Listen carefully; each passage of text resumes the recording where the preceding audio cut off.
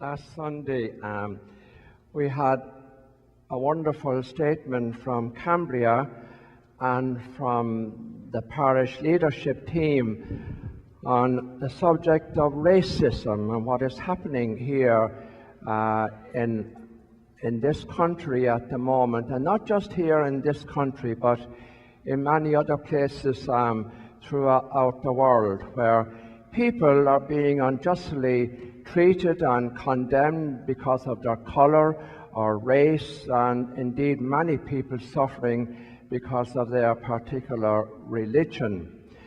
And interesting, and I don't know if you noted or not, we didn't have a normal homily last week. We had an appeal by Father John from the Sudan, and he gave a wonderful account, and he gave a marvelous appeal and got a wonderful response from you.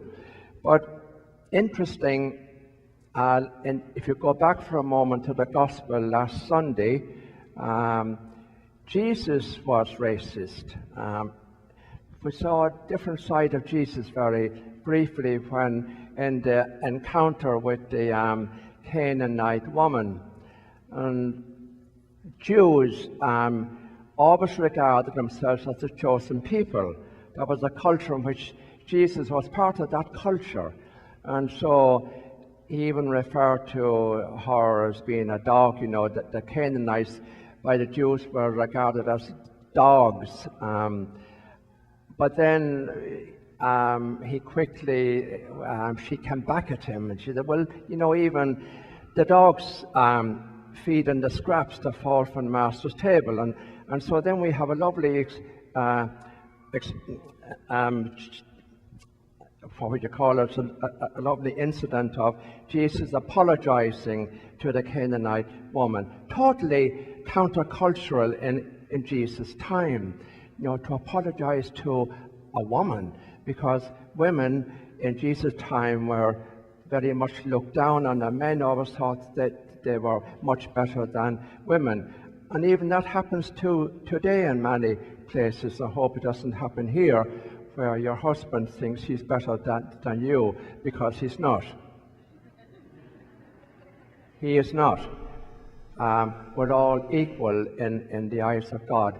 And so I want to move on then to the gospel this morning, and also bring in what we were talking about last week and try and see how it comes up in the gospel again this morning, where Jesus is talking about losing one's life in order to gain it, and see in some ways what gives rise to racism and bigotry and so on. I think it's pretty true to say that in the early stages of life, most of us as children and as young people and young adults, we're very much into self-care. It's me all the time. What is good for me? What is convenient for me? We call that self-care, where there's a concentration all the time on me. Now, unfortunately, some people never move from that. And so the whole life is centered around me, my life, what is good for me.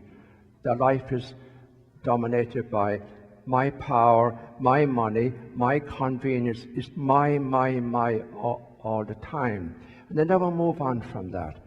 Hopefully, most of us move on to the second stage, where it's kind of family care, for use of a better name, family care, where we care for family, we care for our group, we care for our community, for our people, my group, and that is where racism begins, if we don't move on from there. And it's difficult, but let me try and explain that to you. Just like the Jews in Jesus' time, and many countries today and many peoples today, it's my group, my country, my people. Nobody is born hating black people or colored people or gay people or lesbian. Nobody is born like that. It's caused by our culture. It's caused by our culture.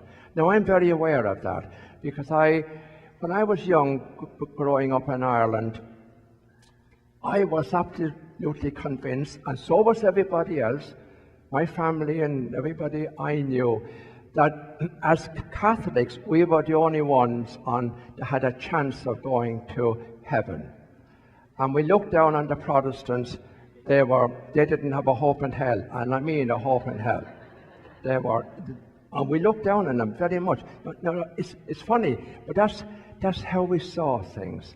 That's exactly how we saw things. And that is what gives rise, that kind of my family, my group, my country, my culture, that gives rise to this terrible hatred and bigotry and racism we see, not just here in this country, but in many countries. We find it in Ireland, we find it in England, we find it all over the place. You've got to move on from there. And many people never make that move. They remain trapped in my family, my group. That's where they remain trapped.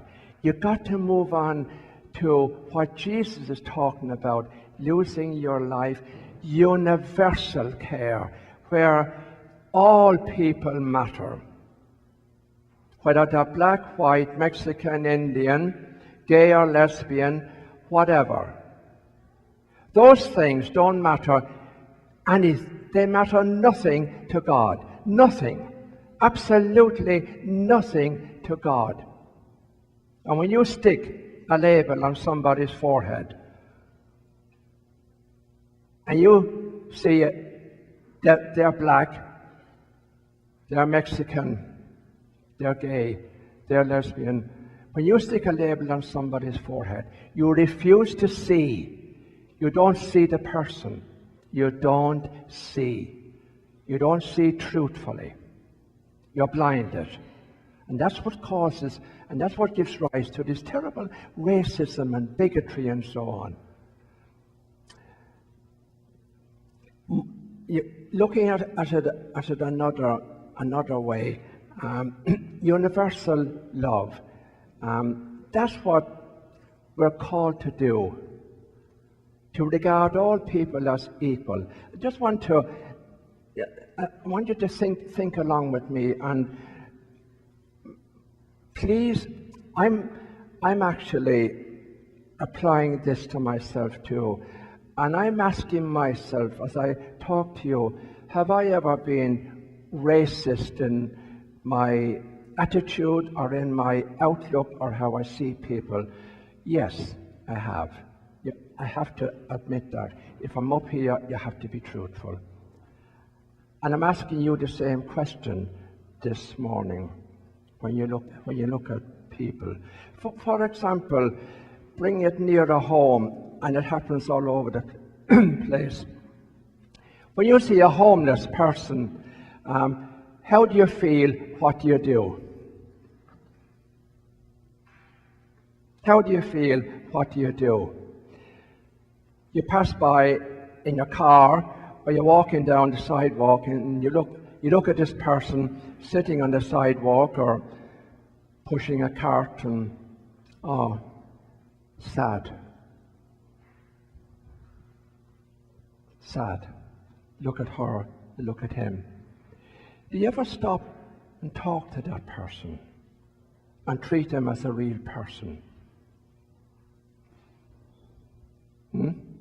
Do you? You feel you'd be contaminated if you did. It's very easy to drop a few dollars in a basket for the homeless or the poor or something. Very often it's not your money they want. It's your love, it's your time. And when you do stop and talk to somebody like that, you often learn an awful lot. There are people today who 3 weeks ago were living in very nice homes, probably living a very comfortable life, and today they're homeless. We're talking about the people in Texas, and the people in Louisiana, and all the people in Southeast Asia, where floods have, devastated so many homes and so many people's lives, and they're homeless. It's wonderful to help them in some ways, but do you ever give not just your money, but to give yourself? That's what Jesus is talking about in the gospel this morning.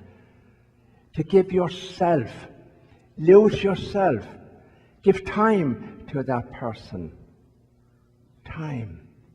That's what Jesus is talking about in the gospel this morning.